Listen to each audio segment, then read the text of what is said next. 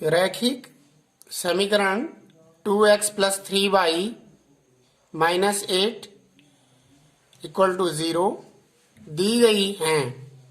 दो चरों में एक ऐसी और रैखिक समीकरण लिखिए ताकि प्राप्त युग्म का ज्यामितीय निरूपण जैसा कि नीचे दिया गया है उस प्रकार हो।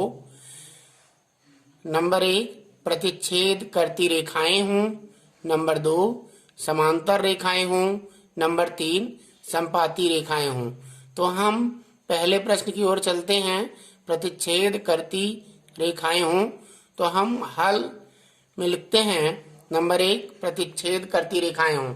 इसके लिए शर्त होती है A1 upon A2 is not equal to B1 upon B2। यह शर्त होती है।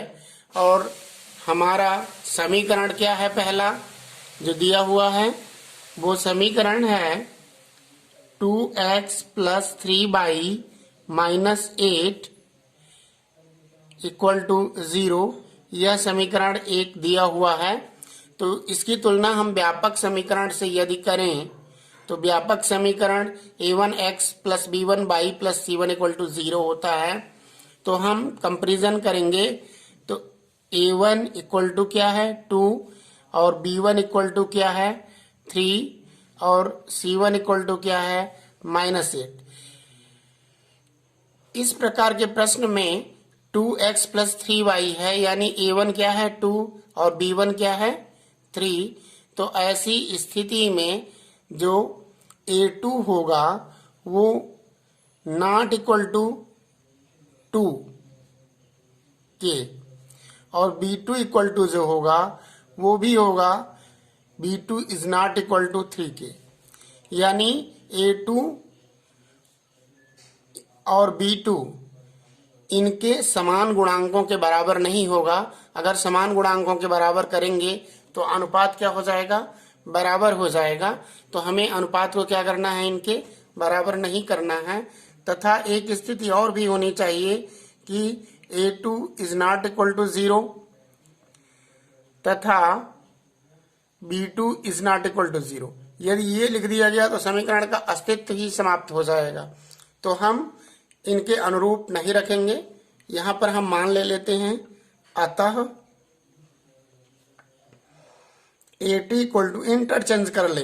अगर इनके गुणांक नहीं रखना है तो इंटरचेंज कर लेते हैं a2 इक्वल टू 3 और b2 इक्वल टू 2 और c1 को पड़ा रहने देते हैं, उसका फर्क नहीं पड़ेगा। तो यहां पर हम लिख देते हैं जो समीकरण हमारा बनेगा दूसरा वो लिखते हैं 3x plus 2y minus 8 equal to 0। ये समीकरण 2 इस प्रकार बन जाएगा। यानी इस समीकरण के अनुरूप यह समीकरण निर्मित होगा जो a1 upon a2 is not equal to b1 upon b2 को सत्यापित करेगा। अब हम दूसरे प्रश्न में चलते हैं।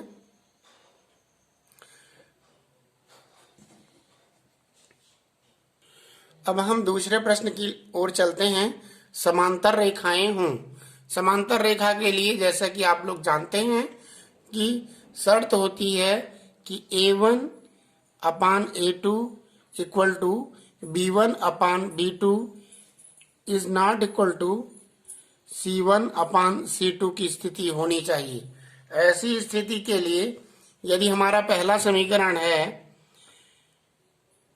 2x plus 3y minus 8 equal to 0, यदि यह हमारा पहला समीकरण है, इस स्थिति में यहाँ क्या मान होंगे? a1 का मान होगा 2, b1 का मान क्या होगा 3 और c1 का मान क्या होगा माइनस 8। तो a2 के मान की स्थिति, b2 के मान की स्थिति और c2 के मान की स्थिति को पता करेंगे। वास्तव में यहाँ पर a1 का गुणांक a2 होना चाहिए और b1 का गुणांक b2 होना चाहिए। तो यहाँ पर हम यहाँ मान लेते हैं कि ये 2 है तो 2k के बराबर ये हो सकता है। ये b1 है, B1 3 है तो ये 3 के बराबर हो सकता है, क्योंकि इनके अनुपात बराबर हैं तो समान गुणांकों का गुणा करने पर भी अनुपात बराबर होता है। लेकिन C2 की स्थिति बराबर नहीं है तो इसको हम लिखेंगे कि यह -8K के बराबर की स्थिति नहीं होनी चाहिए। अगर बराबर होगा तो अनुपात पूरे के पूरे बराबर हो जाएंगे। तो अगर ऐसी स्थिति नहीं होगी तो यहाँ पर हम मान रखते हैं, अतः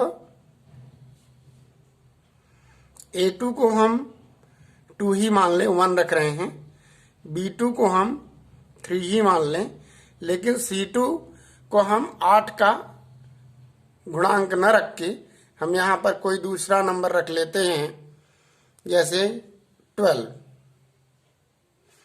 और समीकरण बना देते हैं। अतः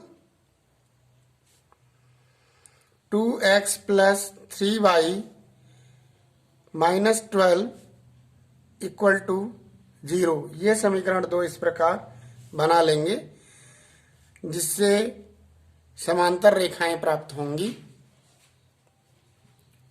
तीसरा प्रश्न है, समपाती रेखाएं हो, समपाती रेखाएं हो।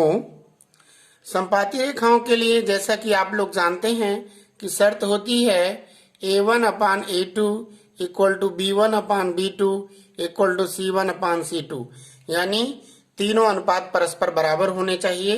तो इसका पहला समीकरण जो दिया है प्रश्न में वो है 2x + 3y - 8 = 0। तो यहाँ पर देखते हैं कि A1 = क्या है, 2, और B1 = क्या है, 3, C1 = क्या है, -8।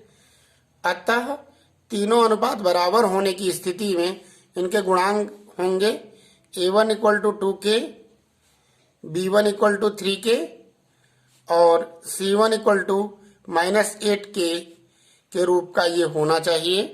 तो ऐसी स्थिति में ये समपाती रेखाएं प्राप्त होंगी। तो हम मान रखते हैं, समीकरण बनाते हैं। तो यहाँ पर